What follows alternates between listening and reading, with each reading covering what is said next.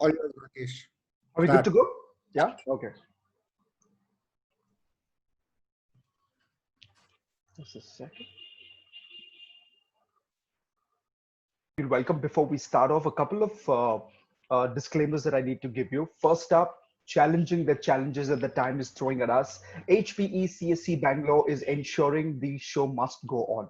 A lot of people from HPE CSC Bangalore have put in their heart and mind into making this event possible, right? So the least you can do is to support them by doing the following five things, all right? First up, make sure your camera is on all the time. We would want your facial reactions. We would want to see you one on one. It's a good feeling. Okay. Secondly, make sure you punch in your name, the name that you want me to use while talking to you. So just make sure you do that. Number three, I'd request you to please keep your mic on.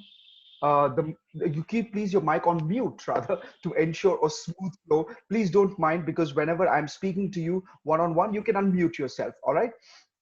Please ensure no one is encroaching your frame or creating noise in the background. Basically, lock your room. And yes, lastly, remember, have some patience. We're dealing with technology here. There could be some glitches or lags, but you got to hang in there. All right. So quickly, just make sure your cameras are on all the time. We would want to see you one on one. It's a good feeling. Number two, punch in the names that you want us to use while we talk to you. Number three, I request you to keep your mic on mute right throughout the event to ensure a smooth flow. Please don't mind that. We're going to be controlling your mute and unmute option as well. And whenever you need to speak up, you can unmute yourself and talk. And please ensure no one's encroaching your frames. And lastly, please have some patience. We're dealing with technology here, right? All right. So I'm going to kickstart right away, ladies and gentlemen, boys and girls. A very warm and a cordial welcome to one and all present right here. Welcome to the beautiful enclaves of your very own homes and offices that you're joining us from. And yes, of course, welcome to the HPE CSC Bangalore. There's no place like working from home. Or I would say, welcome to our new normal, the new world order. You've been doing a great job working for HPE CSC, supporting your team, your colleagues amidst all the COVID stress that we're having with work from home, right? It's time now to unwind and celebrate that by having some fun from home because HPCSC Bangalore truly believes that there is no place like working from home. So welcome once again to our unique new age, one of its kind virtual fun event that kicks off today. The first one of the 18 sessions that are going to be starting off promises to bring you a week full of fun, entertainment, performances, prizes, and surprises. Quickly getting into my little introduction.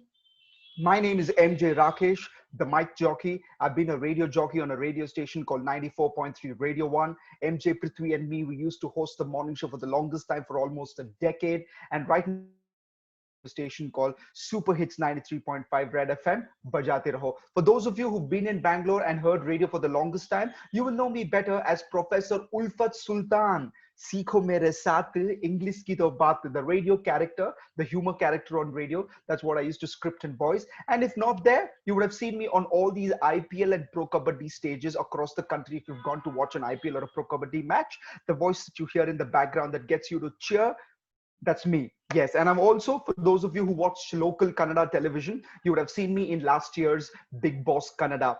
Was there for about 95 days, all thanks to you guys who voted and kept me there.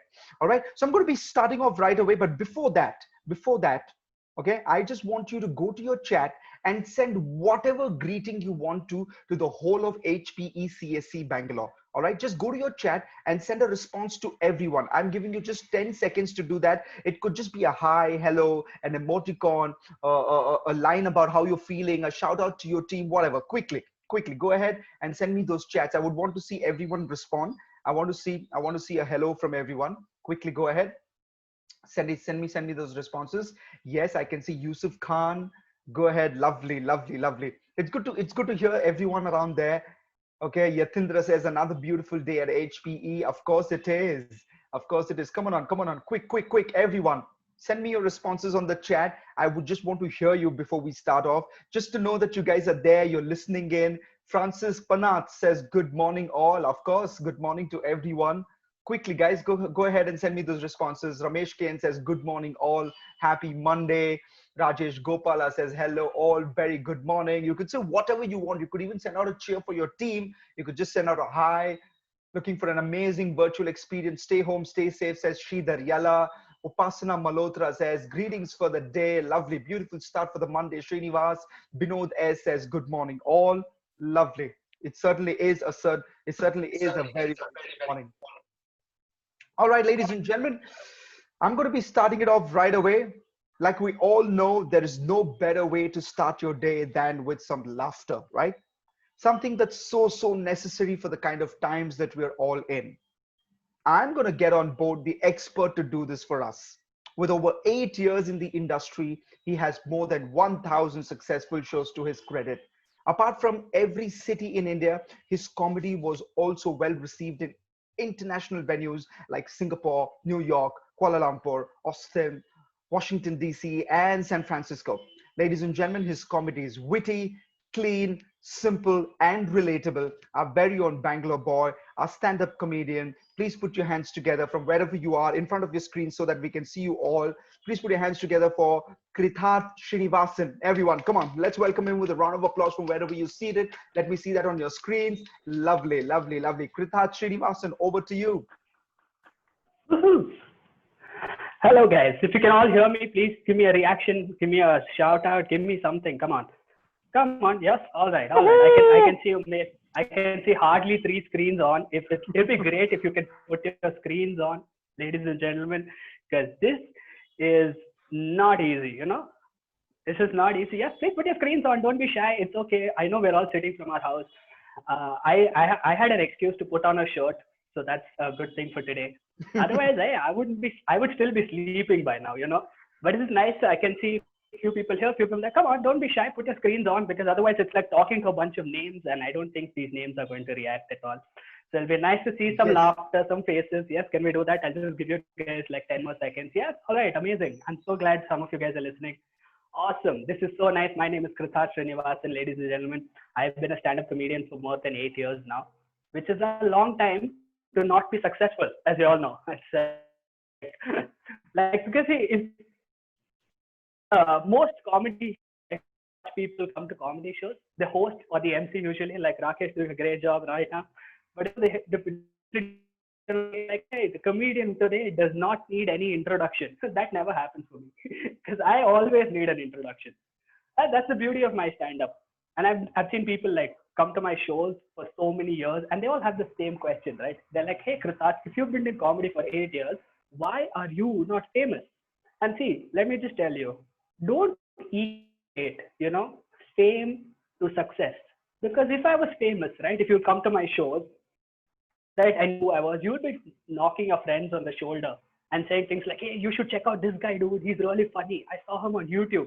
Right now, if you were to come to any of my shows, right, you have no expectations, right? You just have hope. Hope is way easier to keep up with than expectations, right? Just think about it. Your entire life, your parents have expectations from you, which are very hard to meet. But if they hope you do well, you can never disappoint them. You can never disappoint anybody who has hope.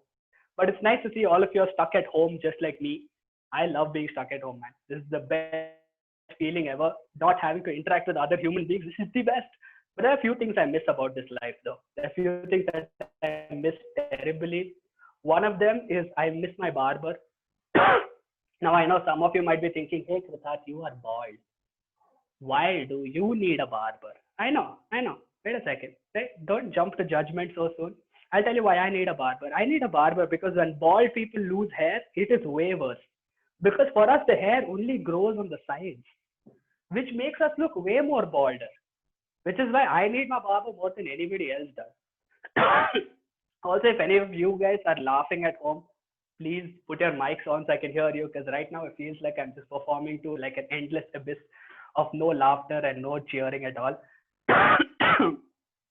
Also, don't worry about my coughing. It is nothing contagious. It's just that I have a really severe dust allergy. So I will occasionally be sipping this. So don't worry. Also, yeah, I can hear some people laughing now. That's a great sign.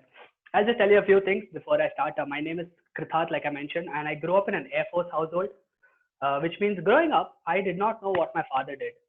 Like till the age of 12, I did not know what my father did. But every morning, my father would wake up and he'd say, okay, I'm going flying. And he would just leave the house. And I'd think, what does that mean? I'm going flying? What does that mean? Right? And then every evening, my mom, she'd take me to the runway to show me aeroplanes. And a plane will come for landing.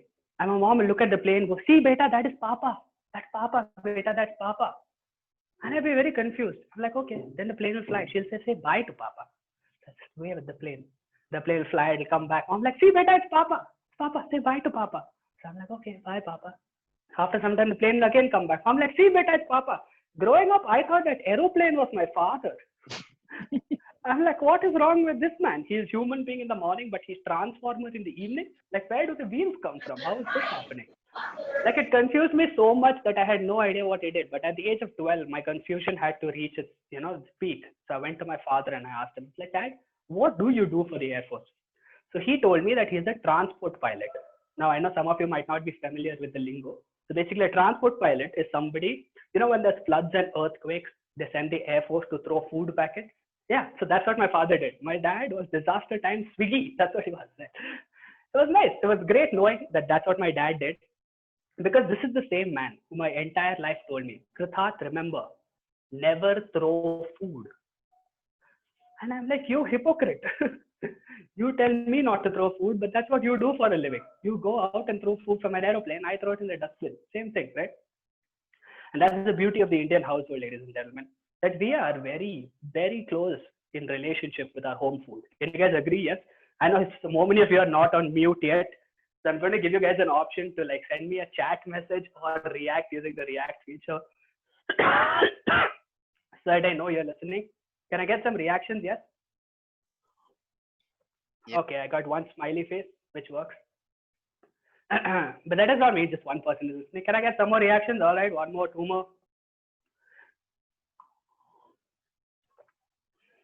Okay, yes, so I have an audience. Okay, that feels nice. All right, see, somebody's message saying they miss their mom's food. See, I'll tell you the truth, okay? Because we as Indians, we are obsessed with home food. We love home food. We love home food so much that even packeted food is called mother's recipe. And I'm like, whose mother? We should be more specific because my mom is a really bad cook. My mom is a really bad cook. Like in my house, dal mein kuch kala hai. That's not a metaphor. That's reality. Like every time my mom cooks, my dad's like, dal mein kuch kala hai. And mom's like, oh, you poet. What she actually means is like, dal mein kuch kala hai. I'm telling you, it's very difficult. Like in my house, there is no rules to eating except you can't throw food. Everything that is on your plate has to be eaten. Which is a very weird rule if you think about it. Because some things were put in Indian food so we can throw them away. Like I'll give you an example. For example, Kadi Patta. Do you guys know Kadi Patta? Yes, we've all heard of Kadi Patta, right? Kadi Patta was specifically designed to put in food so we can throw it away later. It's not about eating. It's the pleasure of picking up those leaves and putting them in the dustbin. But my mom thinks Kadi Patta is the king of the kitchen. Right? She looks at me and goes, see, Krithat, you're throwing Kadi Patta. That's why your hair is falling. Cool. No reactions. This is nice. If you're laughing at home, you can turn your audio on so that I can hear you. Even that will be a little helpful. But here's the thing, right? In my house, food never expires. That is something I've learned about the Indian kitchen. In our house, food never expires. Food is always there, Like the other day, my mom bought bananas, right? And the bananas don't expire. They don't come with a date. But they turn black as they get older. And my mom looks at me and she goes, eat banana, beta, it's getting spoiled. I'm like, no, I don't want to eat it. Then she's like, eat, beta, it's getting spoiled. But as the bananas get older and older, they become black, right? So now nobody in the house wants to eat it. So my mom does what every Indian mother at some point has done to get rid of food. She makes banana milkshake. Because that is how you get rid of food that nobody can know was spoiled. Right? I'll tell you this, okay? The other day, my mom, she gave me sandwich, but the bread was expired. I was so confused. I said, Mom, why are we eating sandwich with expired bread? Can't we afford good bread? If you have a problem, I will buy the bread. My mom got emotional, right? She says, beta, it's not about the expiration date. Like, look at the packet. Where does it say expiration? So I looked at it and the bread said best before. She said, Samjha, beta. It's not best, but it's okay. Excuse me for my cough, guys. I'm so sorry. Great. Did you guys like that joke? Yes? It's called fusion food. All right. I'm loving the reactions. I'm loving the reactions. All right. This is nice. This is like performing in the virtual performances are so difficult. Because when we do live shows, right, and I tell a joke, I can hear you laughing. Here I have to wait for somebody to type a message. And that's the beauty of Zoom, right? The beauty of Zoom is our life has changed so much that some of us are still adjusting to these new changes. Like the one change that I have noticed through Zoom is that every time I get a phone call on Zoom, right, my number one reaction is, oh my God, what is behind me? Because that is our number one concern, right? We aren't prepared to put our whole lives out to the world to watch. No, that has never been a thing. Like every time I get a call, my first reaction is there any towel or clothes hanging in the background? Yeah, first let's get rid of that. Let's find a clean wall. This also gives you, like, in office we saw people and we're like, this person keeps his table very dirty. This person seems like a very messy person. And then we see their house, and their house is even worse. And we're like, oh, this person is just born to be a messy person. That is nice. So I'm telling you, Zoom has taught us a lot. Zoom has taught us that celebrities do not live in perfect homes, which is what it has taught us. Because we've all seen celebrity homes on Instagram recently, and all of us at some point have thought, really, is that the color of Deepika Padukone's wall? Couldn't she have gone for a better color? You never imagined your celebrities, the people that you look up to have such bad homes. But one thing that the internet went crazy about during the lockdown was Katrina Kaif teaching people how to wash vessels, right? Did people see that? Can I get some reactions? Did anybody see that video? Yes? Few people saw it? Yes? All right. Everybody saw that video. Oh my God, right? People went crazy. They're like, oh my God, Katrina Kaif is washing her vessels, right? My friends called me up. They're like, dude, did you see on Instagram, Katrina Kaif is washing her own vessels, right? I called my mom. I'm like, Mom, did you see Katrina Kaif is washing her own vessels? She's like, see, at least she is washing her own vessels. What are you doing with your life? Like at this point, parents, you do realize, just need another reason to compare you. Because see, in school, I wasn't a very good kid. I was a very bad student in school. I was never studying well. Right? Like if I and you were in the same class, you would have never made it to company. There's a big stand up and you are in the audience is because you studied, right? And I'm telling you, that's the truth. And parents in India, they solve children's study problem in two ways. The first way they solve a problem is not by telling you that, hey, don't worry, if you can't study, you'll get better. No, they don't do that. That is too mainstream. What they do is they look at you and they say, hey, Krithat, look at your friend Madhav. He studies so well. Why can't you be more like Madhav? And that has been my entire childhood. So when I found out that my mom is a bad cook, I thought it's time for me to be supportive, right? So I went up to my mom and I said, hey, Mom, look at Madhav's mother. She's such a good cook. Why can't you cook more like Madhav's mother? Oh, but my mom did not take it too well. I kid you not, she didn't take it too well. She didn't like the reaction at all. But then she was like, okay, what do you want me to do to fix my cooking problem? So I said, don't worry. Both me and you together, we will sit and watch cooking shows. So me and my mom sat and watched Sanjeev Kapoor's cooking shows for 2 hours every day so that my mom's cooking improves. But that's the thing about Indian mothers. The moment you see them watching cooking shows, you think, oh, tomorrow at home, we are going to eat paneer pasanda, we are going to eat pasta aglio olio. But none of that happens because our parents are watching cooking shows like we watch cartoons, Like people, like we just want to watch it for fun. That's how our moms used to watch cooking shows. They just watch it because something is going on TV. There's no science behind it. But the other day I went into the house and my mom said, Krithat, I have a surprise for you. I was like, what surprise? She says, remember both of us saw cooking shows yesterday? I have a surprise. I thought, oh my God, did my mom finally learn how to cook? So I walked into the kitchen all excited and she pointed to the counter. She's like, Krithat, look there at the counter. I said, what? She said, see on the counter. I said, what am I looking at? She said, Krithat, it's the same kadhai that Sanjeev Kapoor was using. And that's what blew my mind, ladies and gentlemen, because my mom was watching the cooking shows for the vessels. Who does that? I'm telling you, it's very impossible to live with Indian parents, right? I'm going to take a 2-second break here and get some reactions. Yes, are people watching? People having fun? Yes, come on. Yes, Krithat, we're having a lot of fun here. Awesome. Okay, great. It's very difficult to perform the silence, guys. Let me just tell you that. But it's nice to see some of you reacting. So I'll tell you one more thing, okay? And I come from this community of Tamilians. Like I'm not complete Tamilian. Like my dad is a Tamilian and my mom is a Malayali, and they both grew up in Bihar. Yeah. At this point, when people come and ask me, Krithak, where are you from? I tell them I am from confusion. That is what I am. I'm born out of a concoction of no answers. Right? And I'm telling you, this is very difficult growing up like this because in my house, people love rice. Right? My mom, who's a Tamilian, loves rice. My dad, my mom's a Malayali, loves rice. My dad's a Tamilian, loves rice. They just love rice so much. In my house, we make rice every day. But there are certain traditions about our family that confuse me. Like, for example, the other day, my mom gave me a bowl of rice and she said, Beta, can you keep this on the roof? And I was a little surprised. I was like, what does this mean? She said, no, keep it on the roof. I said, why? She said, so the crows can come and eat it.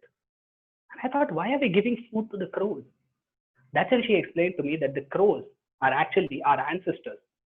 So when we keep rice for them, the crows come and take the rice and go. And I was like, this is insane. But as a Tamilian, I was a little offended. Because I'm like, you could have picked any animal. The whole country already thinks we are dark people. Now imagine to go out and tell everybody, you know who my great grandfather is? It's a crow, the darkest animal in the world. And that's not what we want to spread, right? That's not the message we want to give to people. I was a little offended, but we do make rice every day. And I don't mind cooking rice. I don't mind making rice. Rice is actually one of the easiest things to make unless you're cooking it on a pressure cooker. Because that's when your parents have expectations, right? Because this is the worst thing that I've ever heard my mom say. She once came and told me this. She's like, Krithak, remember, okay, I'm going to put the rice and then I want you to count 4 whistles. And I said, no, you know what? I can't do this. I can't do it. Because that is the hardest thing to do, ladies and gentlemen. Counting the cooker whistles are way harder than solving mathematical equations.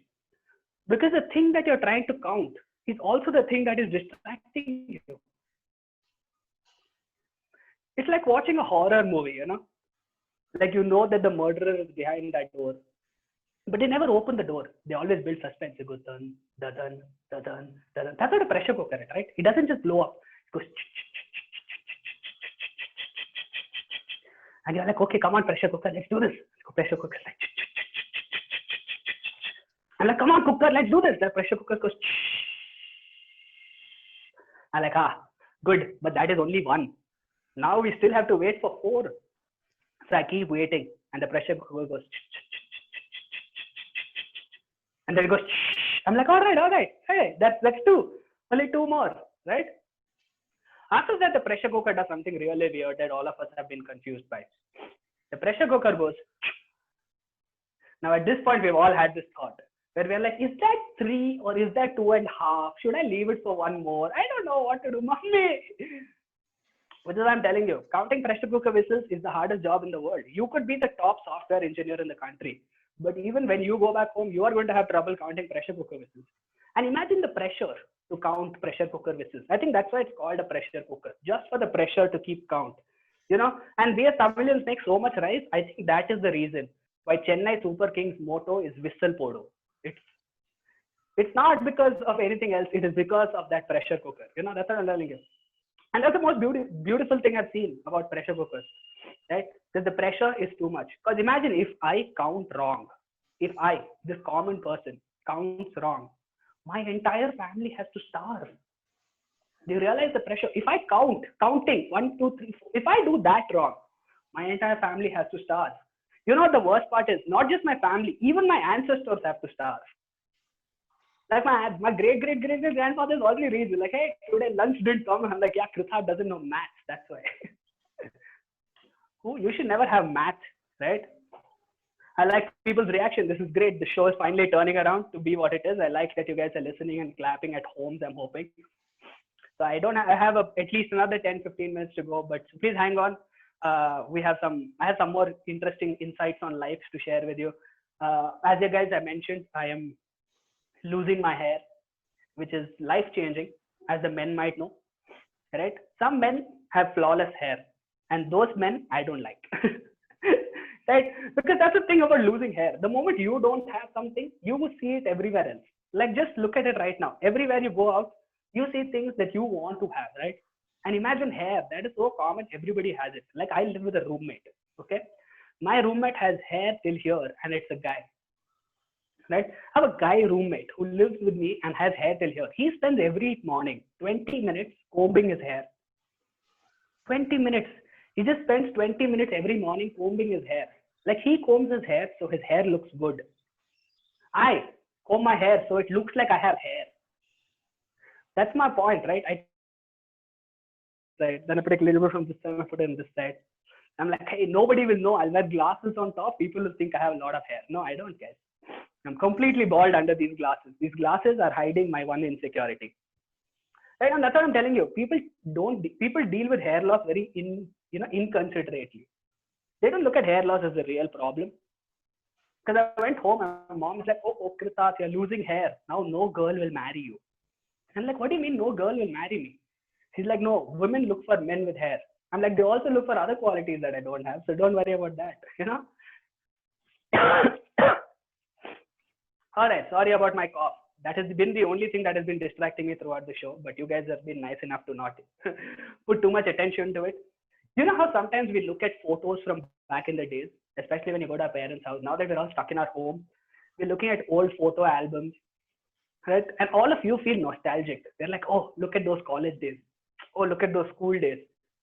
I feel regret because I look at every photo of mine from one day before. Also, I'm like, that time I had more hair than I had today. Like at this point, I feel like my hair is playing hide and seek with me, and they have gone and hidden, but they didn't tell me that I'm supposed to look for them.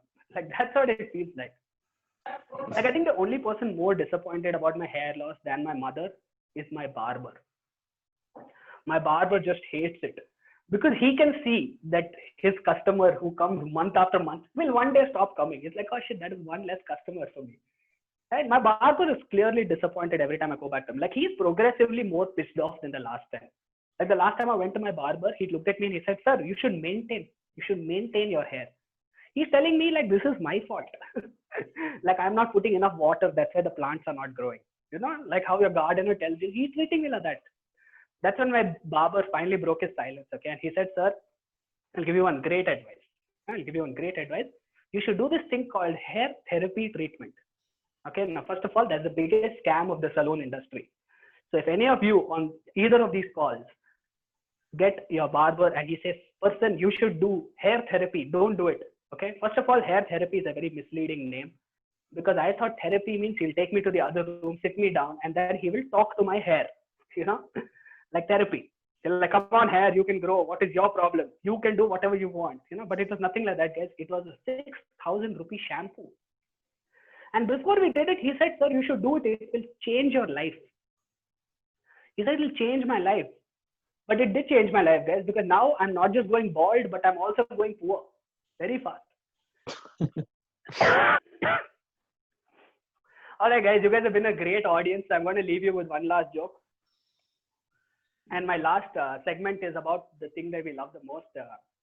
I'm like, people fans of Bollywood movies here, and I think everybody watches it, okay? Me being a true blood South Indian from two sides of my family still watches only North Indian movies. Because Bollywood is the place to be, They make the best movies in the country. Best or most entertaining, you can decide whichever one. But they make the most movies also. And my father as a kid, right, when I was a kid, my father was a big fan of Amitabh Bachchan. So every weekend, he would make me and my sister sit down and he makes us watch Amitabh Bachchan movies. Because he said, Kritat, Amitabh Bachchan movies is the way you learn about life. Because his movies had struggle. Every movie of his was the same. It was a person who was tall and he had life problems. Okay, that was every Amitabh Bachchan movie. He was a tall man with life problems.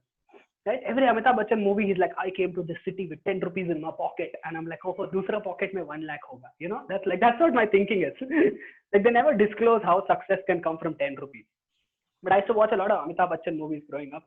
And there's a few movies that I remember. One of them is obviously Sholay, the most iconic movie of Amitabh Bachchan ever. If you guys don't know Sholay, it's a very famous movie. So even if you haven't seen it, I'm sure you've heard this dialogue. But in Sholay, this says, Dur gaon mein, like this guy called Gabbar Singh in the movie, where it says, Dur gaon mein jab bachcha rota hai, तो उसकी माँ कहती है, सो जा बेटा, वरना गब्बर आ जाएगा. And I'm like, what is this? This is not a child-friendly movie. What is this? How is nobody realizing this? This is not a child-friendly movie. What does Ma want to do with Gabbar? I have to sit and watch this with my father. Can you imagine? The last thing, right? I watched this movie called, I think it was called Diwar. Do you guys remember Diwar?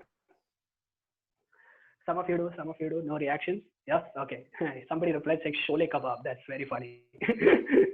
uh, there's this thing, okay, in movie Diwar, even if you haven't heard of it, okay, people, I'm telling you, for the South Indians who have never heard of that movie, I'll tell you which movie it is, okay? It is that movie from that dialogue, you know. मेरे पास गाड़ी है, बंगला है, दौलत है, शौहरत है, इज्जत है, तेरे पास क्या है? And his brother reacts and says, मेरे पास माँ है. And I'm like, what is the point? Because that poor woman is your mother. Like neither you have a house, nor a car, nor money. Why are you keeping Ma? You give Ma to the other person. Let Ma live in a house. Let Ma drive a car. You know what is this? This is such a flawed logic. He's like, मेरे पास माँ है. माँ का क्या करेगा? माँ को torture कर रहा है तू. You know, Ma doesn't want to live with you. Ma wants to live with a more successful brother. But yeah, it took almost 25 years and one comedian to point this out to people. So it is nice. But the last thing I'll tell you, right, is now I don't watch Bollywood movies because I don't seem to connect with them anymore. I don't seem to relate with them anymore. But I'm still very desi deep down inside. So I need my Bollywood fix. So now what I do is I watch English movies dubbed in Hindi. And say, before you guys jump to judgment, I'm telling you, those are the best movies in the world. Right? Because listen, okay, imagine, James Bond. Okay, James Bond, 007, License to Kill, drives an Aston Martin, wears a tuxedo. He's what every guy wants to be. He's the one person every girl wants to be with, right? He's the coolest person in the world. He looks British, but sounds Bhojpuri. How confusing is that when James Bond walks up on the screen and he walks up to the bartender and goes, Naam hai Bandwa. James Bandwa. And then there's silence. He looks at, एक martini देना, हिला के, मिला के नहीं. All right, ladies and gentlemen, that's been my time. You guys have been a great audience. Although I couldn't hear you or see you clapping, I'm assuming you're doing some in your home. If you like my work, do follow me on social media. Let me know what you thought about this. Thank you so much for being a lovely audience. Back to Rakesh. Thank you, Rakesh. Lovely. Thank you so much, guys. Thank Krithat, you. I want you to stay. Krithat, I want you to stay on the frame. Okay. I just want to mention this to people out here. Me also being a radio jockey. When we talk on the mic, we don't get to see the audience, and we've always wondered how the audience on the other side is reacting. So for live artists like Krithat and people like me, it's really challenging when we are on a screen and we don't know what's happening on the other side, right? So I'm going to give everyone a quick 5 seconds to unmute your mic, and give Krithat a big round of applause. Just for 5 seconds, quick. Everyone, unmute your mic and give Krithat a round of applause. Well, Krithat, before now you can mute your mics back all. Yeah, Krithat, before I let you go, I'm just going to let people go to their chats and send out whatever messages that they want to about this session that they've just had with Krithat. So quickly do that. But before we read out those messages, I want to tell you, Krithat, a couple of lines that really kind of were the highlight of your entire talk. I love the way you put together disaster times Swiggy. You know, disaster times Swiggy. I think currently all the Swiggy boys also who are running around are disaster times Swiggies. I want to ask you one more thing. You said your dad's a Tamilian, your mom's a Malayali, and you lived in Bihar. So what do you eat the most? Do you eat like sambar rice the most, the fish curry, or the litti choka? What is like your main food? You know, surprisingly, the thing that we eat the most at home is Maharashtrian food because that's how confused we are. Okay. And I also wanted to tell you one thing. When you said that this was a classic line where you said that your glasses are hiding one of your insecurities, and you were talking about how you don't like men who have lots of hair. Coincidentally, Afif, who has like dense hair, if you look at him, his hairstyle is like Shami Kapoor. He was actually combing his hair, and I was like, yeah, I know. I saw that moment. He adjusted his hair very politely when I did that. Well, Krithat, it was lovely having you, buddy. Thank you so much for this wonderful time. And thank you so much for kicking off one of our 18 sessions. And you've been the first one to kick it off. And I think you placed a perfect footing for us. Thank you so much, Krithat. Once again, a virtual applause for Krithat on your screens, please. Come on, everybody. Lovely. Thank you. All right. Now that one of our 18 sessions has kick-started in such a fabulous way with so much of laughter, with so much of excitement, please do send in your messages of whatever you thought about this session right now. That's the only way we can interact. So please go ahead. I can see Komala Chetan who says, good one. Thank you so much for the great time. Sachin says that we had a nice time, Kritarth. We had Niharika says, best one was, I thought my dad is a plane. And Amit Agarwal says, thanks, Kritarth. Go ahead. And Shan Ibrahim says he loved the cooker segment. Krishna Prasad says, awesome, great act. Aparna says, thanks for the nice time, Kritarth. Lovely. We've been receiving a lot of love from all of you. Thank you so much. That's exactly what we wanted.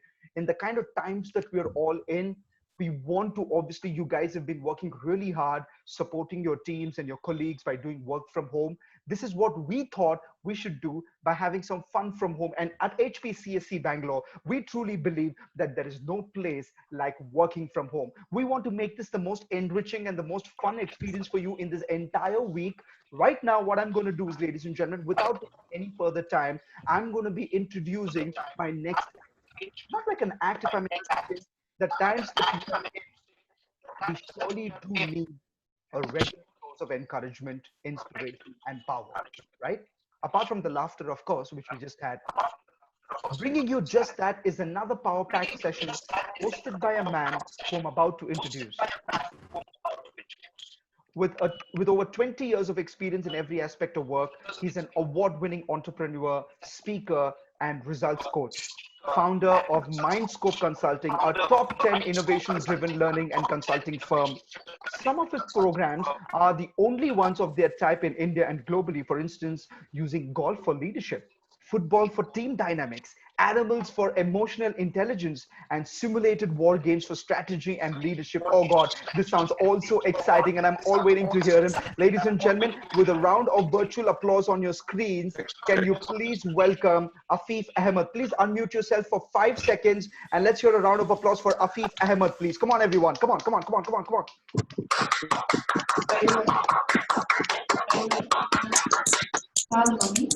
Over to you, Afif. Over to you. It's something not.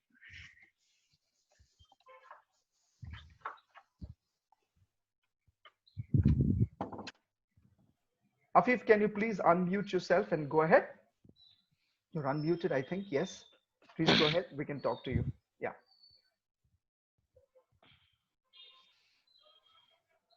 So this is our second session of the first act that we've started off out of our 18 acts. And we have on screen with us, ladies and gentlemen, like I said, an award-winning entrepreneur, speaker, results coach, Afif Ahmed, who's going to be taking over. He's also the founder of Mindscope Consulting, which is a top 10 innovation-driven learning and consulting firm.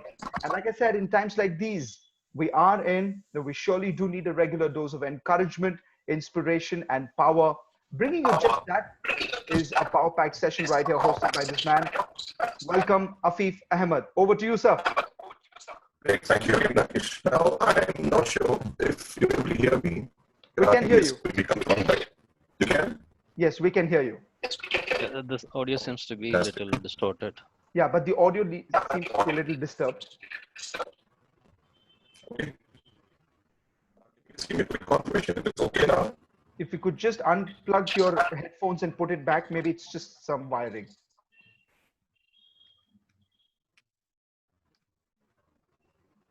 Is this okay? There seems to be some disturbance, but okay, just try, just go ahead. Just go ahead and give it a shot. Okay. You know, what can hear me on both screens? This is classic Murphy's law, right? We check everything before we start off, and when you really have to start off, something can go wrong, right? So, Rakesh, quickly again. I hope you're able to hear me. Afif, there is some disturbance. There's some disturbance in your voice. The video is clear, but there's some disturbance in your voice. If you might just want to unplug your headphones and try and put it back, maybe that should help. That is what I did. Afif, can you hear me? Afif, can you hear me? Afif?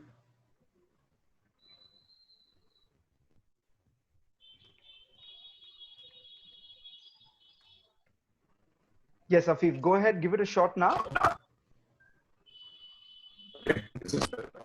No, there seems to be some disturbance in your... Afif, can you hear me? Afif, just switch off your second one, yeah? Just switch off your second meeting. Log out of the second meeting, please. Yeah.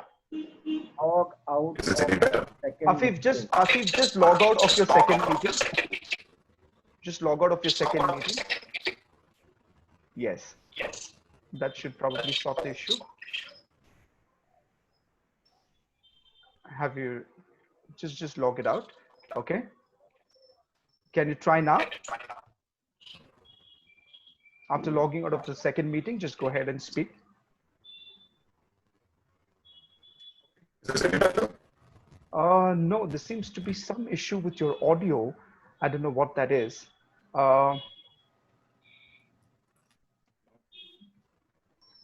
Okay, Afif, I'm going to give you a couple of seconds to kind of Is this any figure better that out.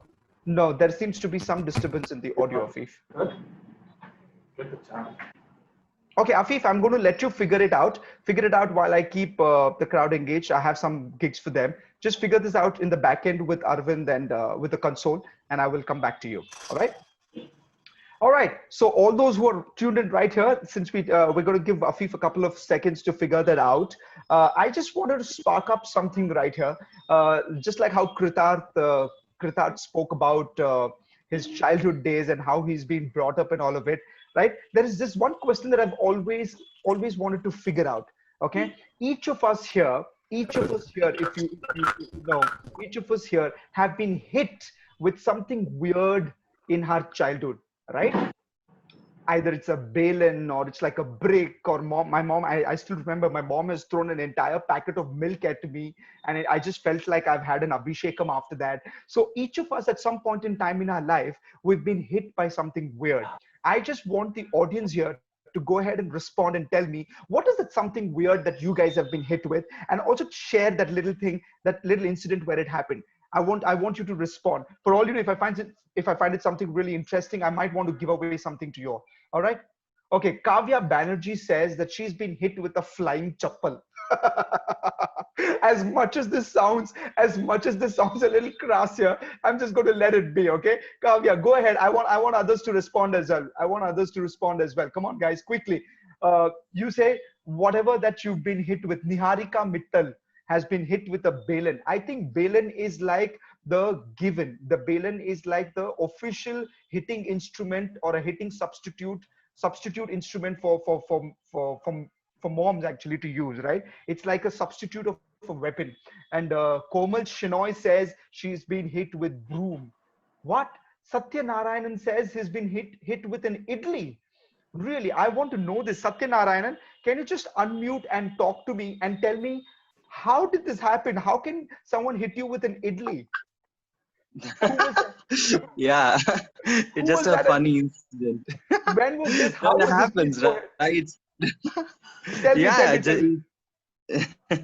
Yeah, it just happened. No, man, we were just having food and we're just making fun of each other, and suddenly my friend who's sitting in other side of the table, and he just took his idli and threw it at me. No, it was just a fun incident within the friends, right? And I got hurt actually with the idli. That was the status of the idli.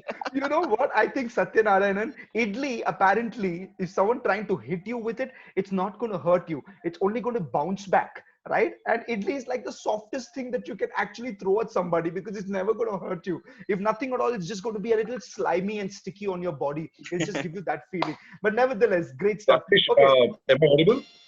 Yes, Afif, you're audible. Aishwarya Srivastava says she's been hit with a notebook. Francis Panath actually agrees with Satya and says idli was so strong. All right, guys, lovely. I'm going to continue this conversation a little later during the day. But right now, I'm going to lead you back into our power speaker who we have in the house. Ladies and gentlemen, once again, with a round of applause, let's welcome our award-winning entrepreneur, speaker, and results coach, Afif Ahmed. Over to you, sir. Great. Thank you so much again, Rakesh. And No sorry, I'm not sure what happened with the connection there. That's all right. So, sir. You know, technology, we're just dealing with it, and it's a given that it's going to happen. That's all right. Go ahead, sir. All yours. thanks to all for understanding. Okay. So, November 26, 2008, armed terrorists entered Mumbai. They attacked prominent places like the Chhatrapati Shivaji Terminus, Nariman House, Kama Hospital, the Taj Hotel, the Trident Oberoi Hotel, Now, this incident involved a series of coordinated shooting and bombing attacks in several parts of Mumbai, and in the end, we had 174 people dead. Let me talk about the Taj Hotel right now. While the attacks happened at the Taj, none of the employees left the hotel. They had the option, they had the opportunity, they had the time, but they didn't do it. They stayed back, they helped the guests instead of saving their own lives. Now, one such example, there are many examples, right? We can talk of General Karamveer Kang. During the attack, he lost his 2 children and wife, and in spite of that, he continued saving the lives of other people at the hotel. He worked tirelessly. In another scenario, a group of employees formed a human shield so they can actually help the guests move out. A lot of them actually lost their lives in the process. Some of the telephone operators, right, let's say your lower rung of the org structure, they were evacuated, but they returned to the hotel so they can actually call guests and tell them what they need to do.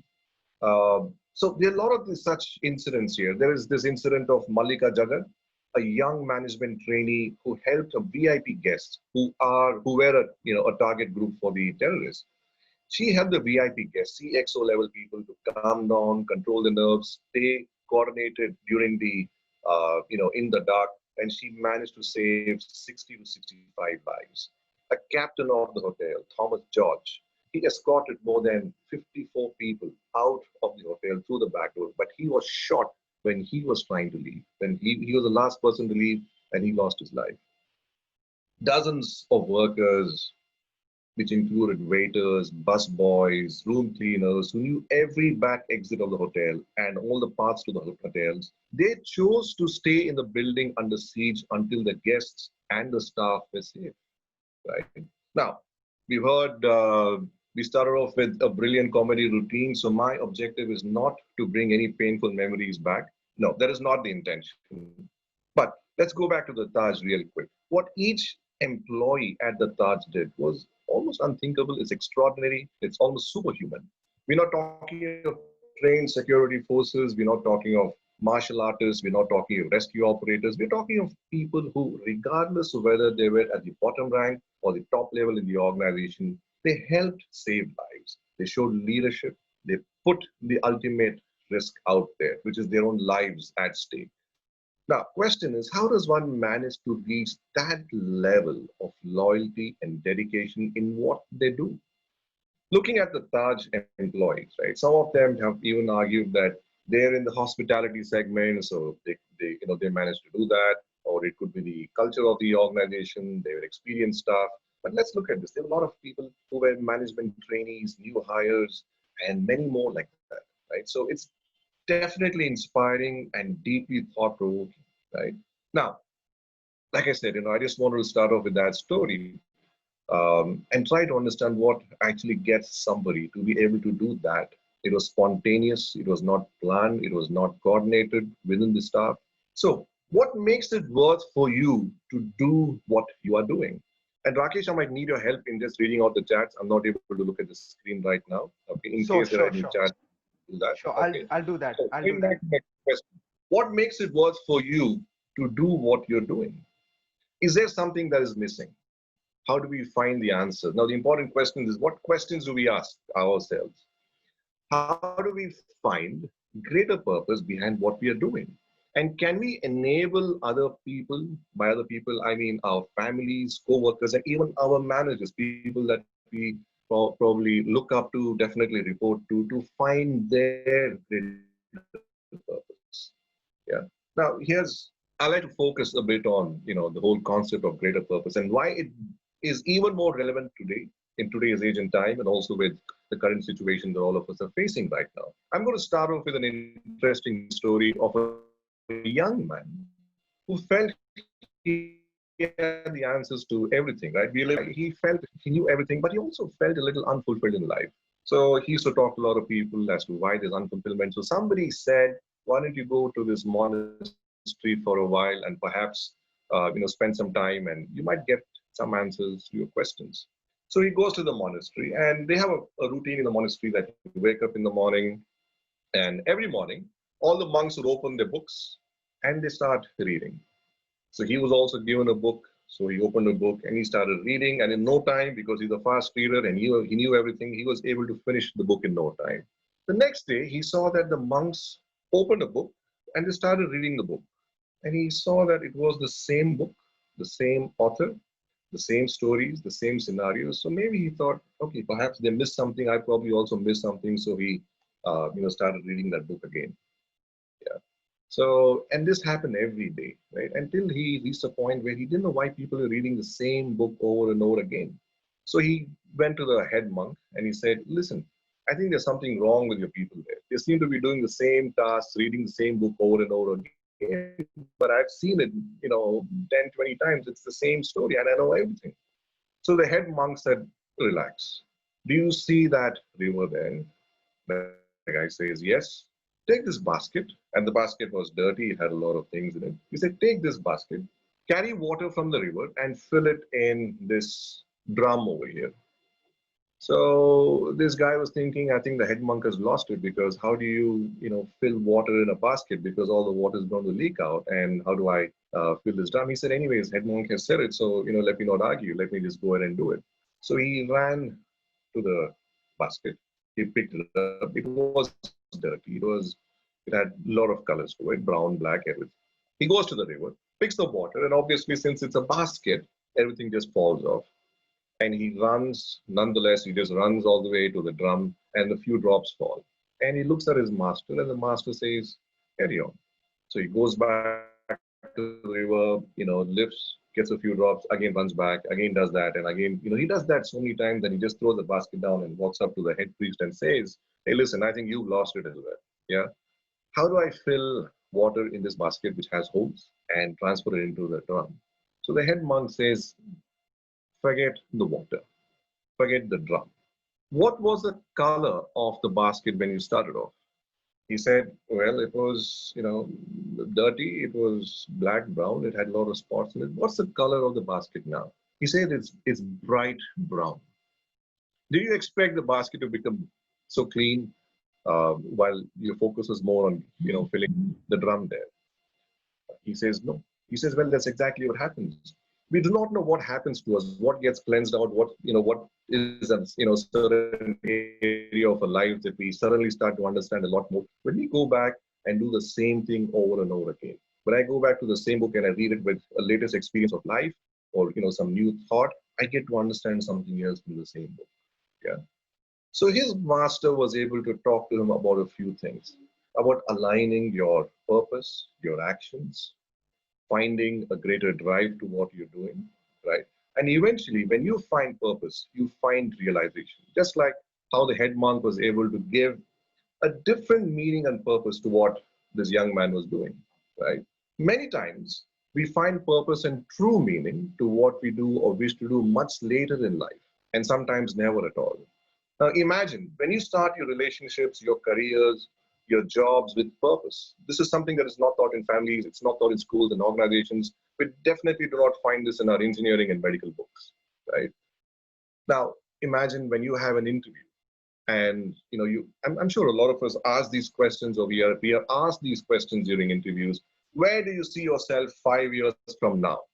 Would you agree with that question? Can I say that's a given, standard, important question that people like to ask? Where do you see yourself 5 years from now? Yeah. Yes, I see a lot of people saying yes. I see a lot of people responding saying Rahul Sharma I think says we yes, need to change. Balakrishna Aparna. It might be one of the most mucked up questions I have. I've coached interviewers, senior managers, HR heads, and I said, hey, listen, you need to change this question. I think the candidates need to ask the interviewer this question. I'm not sure if I will see you in the organization in 6 months. Why are you concerned about my 5 years? Yeah, the very person who asked the question, where do you see yourself 5 years from now? When the candidate joined the company, he sees the guy who asked the question is gone, right? So, but imagine you change the question to something else like, what are you willing to work hard for? What fuels your passion? Okay, now these are different questions. They focus on a different dimension altogether. Everything is there in black and white, right? Everyone's resume looks quite formatted similarly. LinkedIn profiles look very similar, right? You get paid LinkedIn profiles. So there's nothing different. But when you ask somebody, what fuels your passion? What are you willing to die for? Okay, that's a different set of questions in an interview. Imagine a client passing business to HP, not on the basis of the quality of your products, but on the basis of your purpose, right? By purpose, I don't mean owning a house or cars on EMIs or getting designations as you move along, in an organization. As Obama said, focusing your life completely on making money or materialistic gains shows a certain level of poverty of ambition. It asks too little of yourself because it's only when you hitch your wagon to something larger than yourself that you realize your true potential. Purpose and meaning are important and better for us emotionally and physically, but for many of us, it tends to be a little elusive. Many people have a nagging feeling that you're not on the right course or that something just isn't right. You get a sense that your hard work and effort might be directed in the wrong places. Let me ask you the second question. How many of you feel that you're putting in a lot of effort and getting very little output? How many of you feel that you're putting in a lot, but you're getting very less in return? By return, I don't mean money, but I'm saying in terms of value or anything else that you consider valuable to you.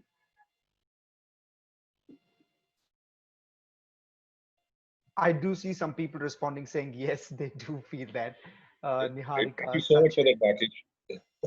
Yes, Right. I So do you see get a some. sense that your hard work and effort might be directed in the wrong places, right? There's also this feeling that a lot of people have that, if I work hard now, if I sacrifice a lot of things right now, then I'll be happy tomorrow. Now, all these are signs that you're going through the motions, but you don't have a very good understanding of why, right? So many years from now, if you look back at the years gone by, right, let's say many years, right, so 20, 30 years, let's say you've reached a point of retirement, or let's say if you just have a few years, few days left in your life, what would you wish you had more time for? Or what would you wish you had done more of? Another webinar, another online meeting, or another hour of Facebook or YouTube, or you want to watch another episode of a retarded show like Big Boss, right? Absolutely not. It's going to be something else altogether. So where did this time go? Right? So did all these sacrifices that we've inflicted on ourselves, we borrow a lot of thought processes from somebody else. We believe that this is what it is. I need to sacrifice. Does it really make sense at all eventually? So we need to ask questions. We need to ask uncomfortable questions, like how we say in the corporate world, we need to throw problem statements. And you call them and you seek answers. We may not get the answers many times, but we should have the courage to ask those questions. And the funny thing is that we don't ask these questions because we might be afraid of the answers, or we might even be embarrassed by the reality of the answers. For example, what are you good at? Your talents and what you're doing, your passion and what you're really doing to drive your, let's say, your personal finances that add value to your work, right? So what you're good at, what you're passionate about, and what you're doing. When these are in alignment, you start finding higher purpose. Many times you'll find that these three are floating in three different dimensions altogether, right? A quick story that I can think of is that of the mighty elephant, right? Have you ever seen this huge mighty tusker chained with a small chain around its leg? Do you think it's easy to chain such a huge animal around a chain? Absolutely not, right? Because, the elephant is so powerful, it can just snap the chain with one powerful kick. Now, the way to chain, Vivek, I think we can skip it. Vivek will skip it. Yeah, thank you, Vivek. Yeah. Now, the way you chain an element is to start when it's a baby, when it has very less or hardly any understanding of its own capabilities. Okay. You don't even need a chain when you have a baby elephant. You just need a powerful rope. Now the baby elephant will struggle and struggle a little more, but eventually it will realize that it cannot break the rope, and even worse, it stops continuing to struggle because it starts to hurt, it starts to pain.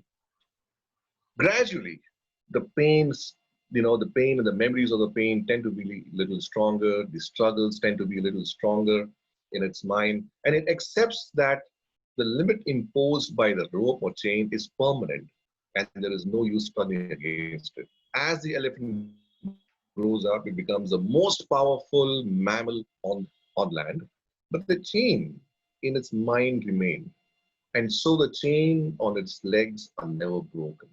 Now, these chains are visible in case of the elephant, but there are many chains that bind people knowingly or most times unknowingly. These are invisible chains. They are very strong and very comforting. Now, I'll tell you why these chains that people carry are very comforting. They're comforting because they give people a sense of relief. They give a sense of excuse that the situation is, I'm not the only one. Everybody seems to be doing the BEs and BTECs, and they seem to be doing the same old thing. So it's okay. So we find comfort in these kind of mental chains. Many people find solace in being among the many who are similar to them in terms of the backgrounds, education, and anything else, right? Somewhere there is an unspoken acceptance that this is status quo and it seems to work well as long as I put the effort right now and I work hard and I have some kind of a long-term plan. Now, all these plans and strategies and goals, mind you, do not have a purpose, right? My focus today is on clarifying this purpose and for you to ask questions to clarify your purpose for yourselves, right? We still apply mindsets, techniques, technologies, and tools that were created in the industrial era. In today's era, which is called the era of wisdom, it's not even knowledge, it's wisdom. You have access to information. There is billions and trillions of bytes of information available. You have access to information. Surprisingly, the carrot and stick method still seems to be applied, and it still seems to be working in most cases, right? Now, this is not as true with employees. It's true even with business owners and entrepreneurs. I've seen a lot of business owners who've taken over business from their, let's say, from their parents, right? They still believe that the business has to be run the same way.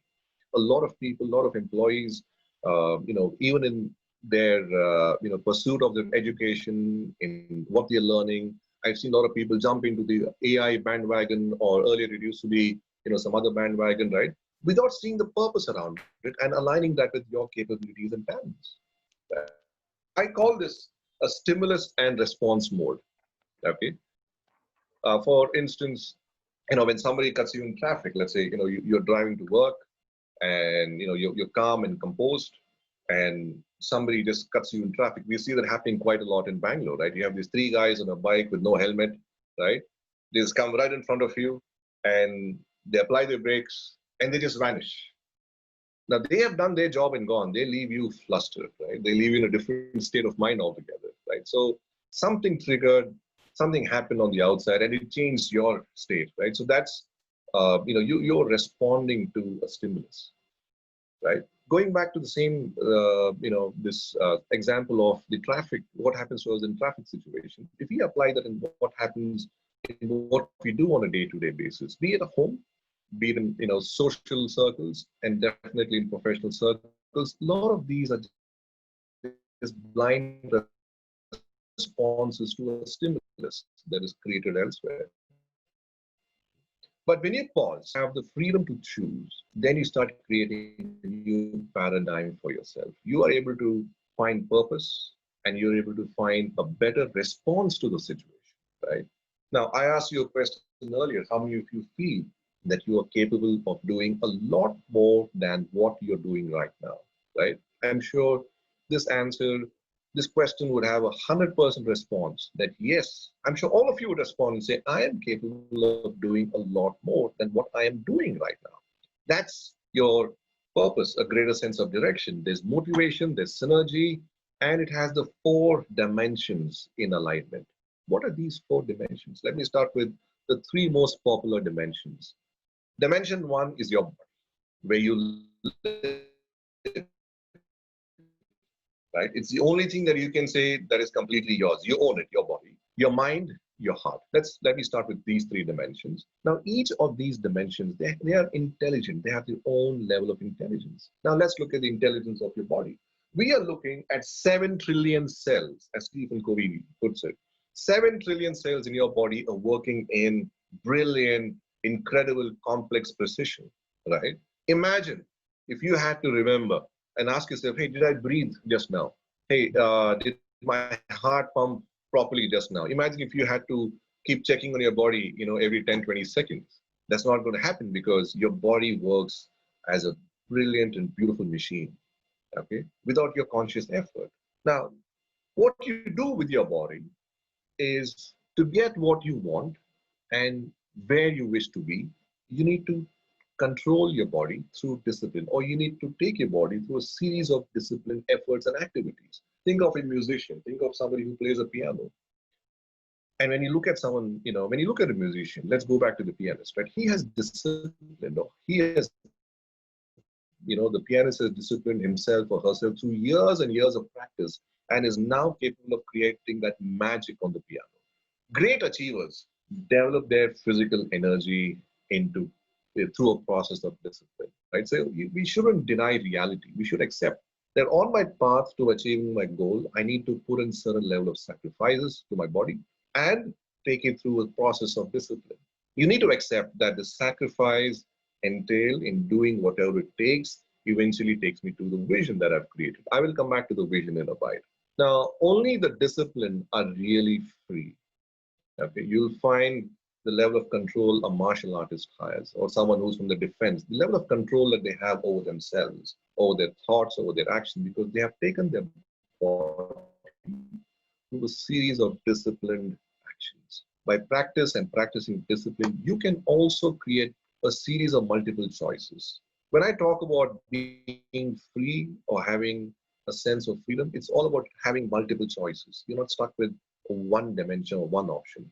You're not confused with two, but you have a range of options to choose from. Okay? That's on the body.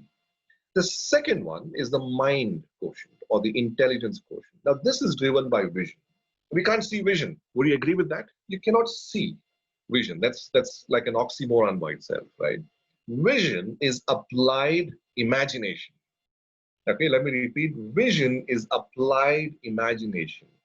You can develop your mental energy through vision, and because everything is created first as a mental creation, then as a physical reality. Everything, look at everything around you. Everything started off as something quite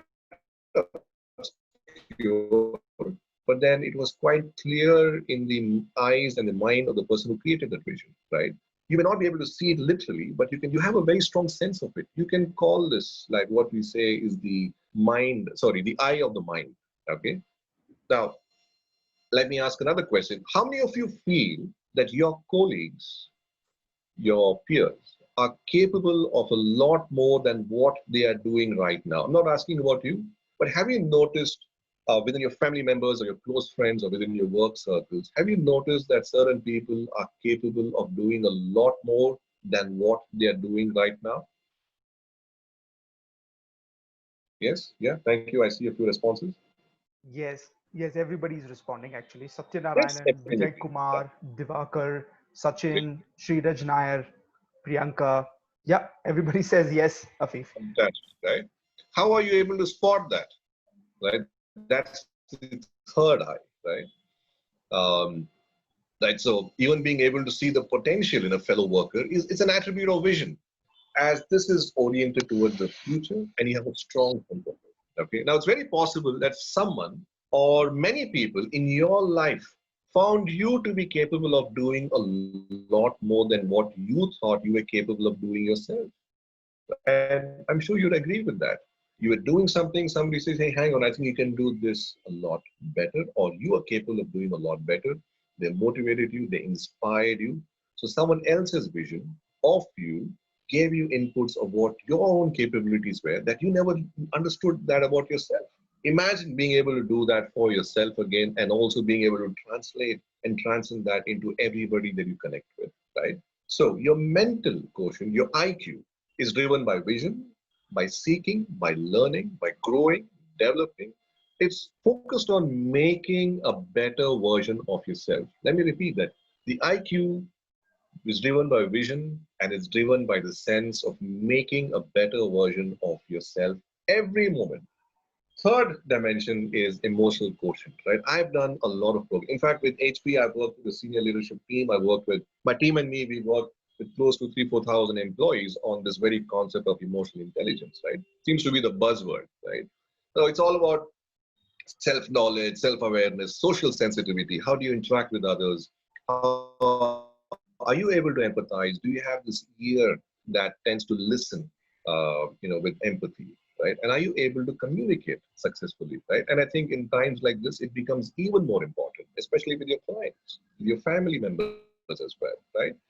So that's emotional intelligence. It's a sense of timing and appropriateness, and also having the courage to acknowledge weaknesses and express and respect differences as well, right? For instance, does working on what you do excite you? Does working with people that you work with excite you? Okay, you don't have to answer, but these are questions to yourself. Does exercising motivate you deeply? Okay, are you motivated by the thought of, hey, let me go and do some exercise, or do you look at it as a task that has to be accomplished? Okay, I see people having brilliant gadgets, a lot of apps, but they don't have the purpose. They don't have the passion. They look at it as a task, as another SLA or a KRA or a KPI, right?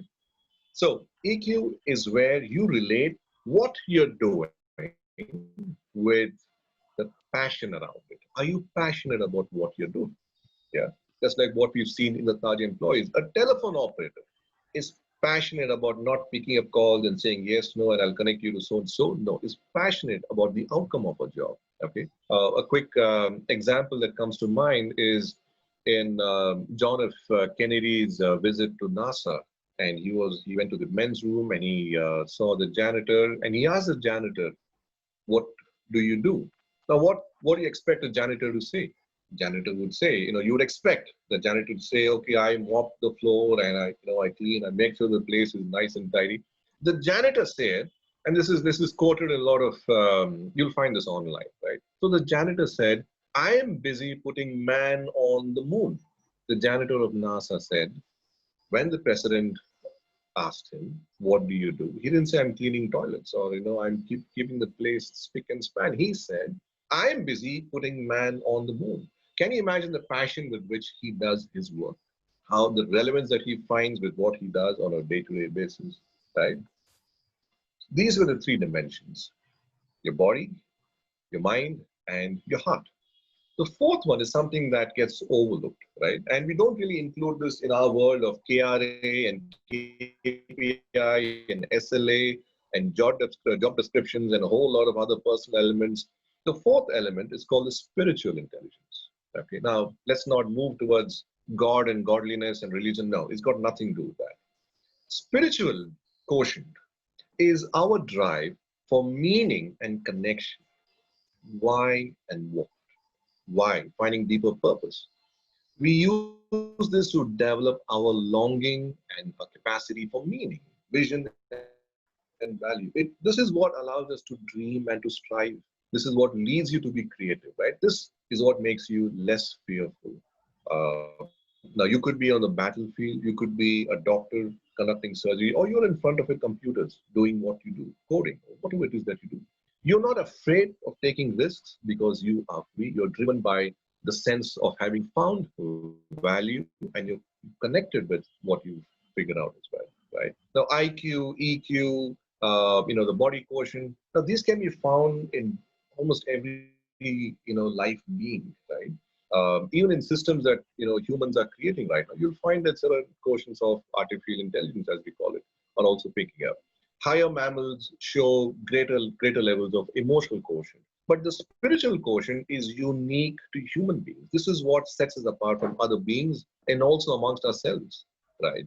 Now, these four dimensions, your body, mind, heart, and your spirit, when these are driven by conscience, this leads you to achieve higher purpose, right? Now, before I speak any further, right, just consider Hitler and Gandhi. Now, I'm sure you agree. It would be foolish, actually, to say that Hitler was not motivated. Of course, he was motivated. He drove his body, mind, and heart brilliantly. He was disciplined. He did not lack passion. He had vision. He absolutely had everything. But when you compare Hitler and Gandhi, what really sets them apart? One is that the three attributes are there. Okay, they're driven by passion. Gandhi was driven by conscience, right? He did not aspire to rule or conquer. He had the interest of his countrymen first versus his own interest. He was driven by his conscience as to what was best for his countrymen. he still remains among the very few people in the world who freed their nations and did not choose to become prime ministers or presidents or any leaders at all. People listened to Gandhi because he had moral authority. His actions were driven by passion, and his passion was fueled by his conscience. Right? This was transparent for all of us to see. Right? Another example I can think of in the recent past is of Dr. APJ Kalam, the former president of India, where his purpose and conscience was high and it aligned at such pragmatic levels. It's just unimaginable. Now, you don't have to reach a certain level, whatever level you're at. Going back to the bus drivers and waiters at the Taj Hotel, they were not driven by designation, they were driven by moral authority. No matter what rung of the org structure you are at right now, it's all about how you understand what you're doing, how you find value and purpose behind what you're doing, right? How integral you are and how you display that integrity makes a very powerful version of yourself, okay? So you tend to be more confident, you tend to be more fearless, as you have seen for yourself your own capabilities. And you're also aligning yourself to a certain level of realization of yourself, right?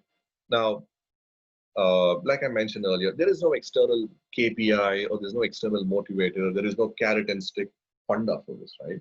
You hold yourself personally accountable. You take ownership of your own dimension and you lead yourself conscientiously, okay? We are all driven by deep hunger. Again, going back to something that Stephen Covey had mentioned, you need to find your why. And when you have a strong why, you can tackle and live with any what and hows that come along in life. And you can develop these four dimensions. You can develop these four intelligence. From whatever level it is at right now, you can definitely move it 10%, 20%, 100%, or 500%. But you need to start asking why. Start getting comfortable. Look at these four dimensions, right? For example, you can actually reverse the process of asking questions, right? If you look at the body, right, you can ask yourself, by continuing to do what you're doing, what impact does it have on my body? What can I do about it? What can I create and how can I maintain a version of my body that gives me the energy to do what I wish to do? I'm not talking of weight loss programs. No, for you to be good at your jobs, for you to be good at what you do at home, in your relationships, wherever, how can you make your body a good tool for that? Okay, are you giving it the right level of discipline, right? When it comes to passion and heart, what do I love doing? This is a question that people actually find a little difficult to answer. So I'll make it easy for you. You can ask yourself certain questions like, what is something that I have done at school, at home, in college that gives me confidence, that gives me pleasure, that gives me a sense of achievement, right? So you can identify certain things that people have encouraged you, they've given you good feedback about, something that you like doing.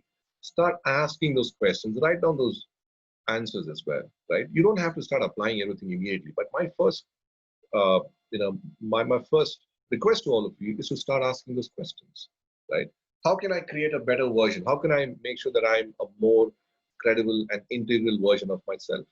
A simple way of doing that is you can ask yourself, how will I conduct myself and what will I say about somebody when they are not there? So you'll have to imagine that when you want to talk about somebody who's not there, imagine that person being there. Now, how will you talk about that person? This is how you start building up, a certain level of integrity within yourself, right? So these are the four dimensions that can help you align and move towards the higher purpose, right? Let me end with the Taj again. And the sense of purpose that one of the chefs, Vijay Banja, yes, I think that's his name. Vijay Banja was one of the chefs, and he displayed this purpose very brilliantly and how he actually took it to a different level altogether while saving one of the guests. The guests actually thanked him and said, hey, thank you for saving my life. Vijay Banja actually said, if I have to die, I will die before you. And he was dead 3 hours later. Okay. Thank you very much. This was Afif. And once again, thank you for bearing with me while I had this slight technical issue going on at my side. Okay, so I'll pause, Rakesh, if there's any questions, anything that you'd like to add or share, I'll give it back to you right now. Yes, I'm just going to wrap this entire session up. Thank you so much, Afif, for that, and thank you so much, everybody else who've been patient enough. Like I said at the beginning itself, we're dealing with technology, right? We're dealing with technology, and yes, it has its own difficulties and challenges when we are actually on with it. So, whatever response that you may want to give about this entire session, please go ahead and do it on your chats right now so that I can read it out. But before that, Afif, I would want to know from you. You in your introduction, I spoke about how you use golf as a medium of doing certain things with your clients. Like for instance, you're using golf for leadership. Just a quick little thought about how does that work? How do you use golf for leadership? I just don't. I'm not able to relate the game with leadership as a skill. Yeah, sure. In fact, we've taken the leadership team of HP to do that as well. Yeah. Okay. We Okay. played the game with HP leadership. Okay, I'll give a quick sync with that. And I can see a few chats. I really want to thank all of you who are sharing their thank you. It was absolutely a privilege being able to do this. Going back to your question, now golf is an individual game, right? So when you hit the ball, imagine you're playing the game of golf, right? You hit the ball. What do you do after that?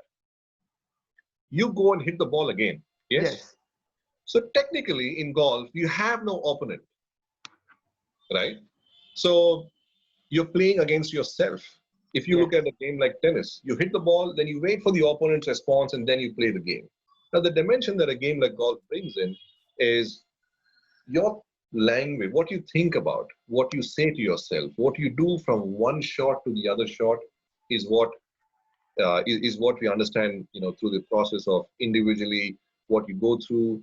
Same thing happens with the leadership as well, right? So all of us are individuals, right? And as you go higher up the rung, you'll find that it gets a little lonelier at top. So you don't have any opponent, but we start creating opponents. So, and the way we do it is we have a simulator that's set up at some of the best hotels in Bangalore. So we have a golf simulator. So it's a 20-foot room where you actually go and play the game of golf. So we don't take you to the golf field, because once you hit the ball in the golf field, then the day is gone just chasing the ball after that, right? And it's to anybody, and anyone who's never played golf, gender irrelevant, experience irrelevant, it's open to anybody, right? But through the game of golf, we look at the long version of the game, the shorter version of the game, where you're closer to the target. And surprisingly, Rakesh, I'll just end it with this. It's the long shots in golf that people are able to cover a lot faster. The closer you are to your target, right? When you're just 3 feet away, 2 feet away, 6 feet away, that's where you spend the most number of shots. Isn't that ironical? Yeah. Yeah. Totally. So these are some of the dimensions. Yeah, because it's a lot easier for us to to get married. Okay. To find a job. But it's these little things in life, these shorter distances. The closer you are towards a goal, the tension, the intricacy, you tend to understand the person a lot more. The personalities come in, right? So we found golf as a brilliant way to take learners through that experience, and it's an award-winning program. 3 years in a row, we won this at a couple of HR and learning events as well. So thanks. Yeah, I'm very passionate. I can talk over it for a lot of time, but Yes. I hope I answered your question though. I relate that very closely to a living example that most people will relate to just put it in simple terms, like when Sachin Tendulkar reaches his 90s, when he's scoring the century, when he reaches his 90s, he gets to his 90s effortlessly. But when he's going from a 90 to the 100, those 10 runs take him the longest time, and we see him actually come up cropper so many times and he's not able to reach that 100. Nevertheless, he's a legend. It's also a very clear example, I would say it with myself. Yes, of course, as much as I love my girlfriend and I've been with her for the longest time, but when it comes to deciding on the marriage, that's where it takes the longest time.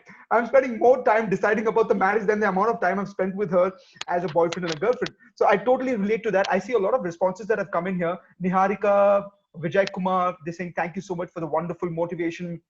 I see Great. Rahul Sharma. I see Ishwara saying, Ishwara Prasad saying very insightful. Upasana Malhotra says very relatable. Well, we're getting lovely responses. Thank you so much for that, Afif. But before you go, Afif, I'm going to slip into, I know we've had a very fruitful, a very insightful session with you. I'm going to slip into something very, very frivolous, because this is something that I started at the beginning of the show. And I asked people that at some point in time in our life, we've been hit with something something weird, like a balun or like a shoe. Like I gave an example, I've been thrown a milk packet at myself. Okay, and I just felt like I've had an abhishekam. I want to know from you, okay, what is that one thing weird that you have been hit with, if you have any memories of? You By mean your- literally hit with? Yes, something thrown at you or something hit with. What is that weird thing you've been hit with? Like, for example, I had someone who says, obviously, broom and the balun are the given. I have Arunab Gogoi, who says he's been hit with a size 10 shoe. He's been very specific about the size 10. I'm just going to unmute Arunab till Afif thinks about what he's been hit with. Arunab, can you just unmute and talk to me? Arunab, are you there? Arunab, are you there? Yes, please. Unmute and talk to me. Why are you so specific about this size 10 shoe that you've been hit with, and when did this happen? This happened when I was standard 6. So my friend, we are playing tuition there, and I was there saying that he told me, go to the say I love you. Okay. I went to the girl and I said it. That is stating he loves you. Oh God. he should attend.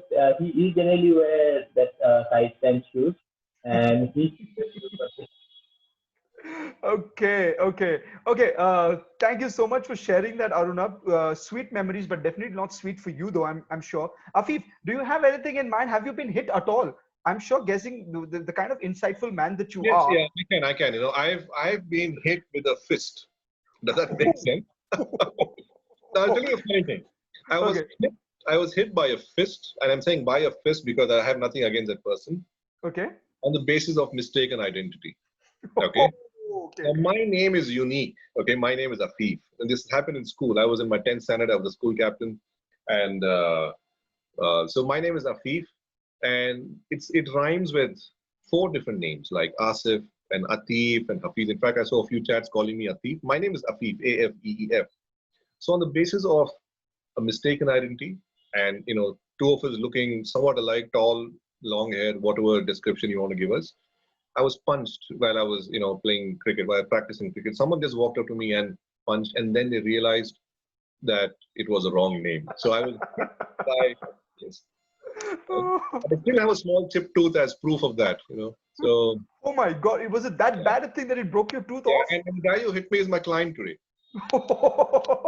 And now you know how you can get him to pay back. You really can get him to pay back. I had 10% plus GST, right? I don't get that GST. I had 10%. I say, look, this is for that chip tooth, right? I just hope that client is not on this call right now. It's okay. I mean, we're good friends now. So it's okay. Fantastic, Afif. Lovely. Thank you so much for being here. Thank you so much for that insightful session. Lovely having you. Thank you. Thank you, HP, and stay safe. Thank you all once again. Bye. All right, ladies and gentlemen, that was our award-winning entrepreneur, speaker, and results coach, Afif Ahmed. We also had Kritarth, who's one of our stand-up comedians from Bangalore, doing really well all across the world. We've had both these gentlemen on the show today, kickstarting our first ever, one of its kind, unique, new age, virtual fun event, which is HPCSC Bangalore. There is no place like working from home. We have about 18 sessions across this entire week, this being the first one, and I think we've had a great start. I'm going to see you guys again at 3 p.m. Thank you so much for everything, and whatever you feel like sharing right now, go to your chats and share about your experiences of the first session, and I'll see you guys soon at 3 p.m. Thank you so much. Bye-bye.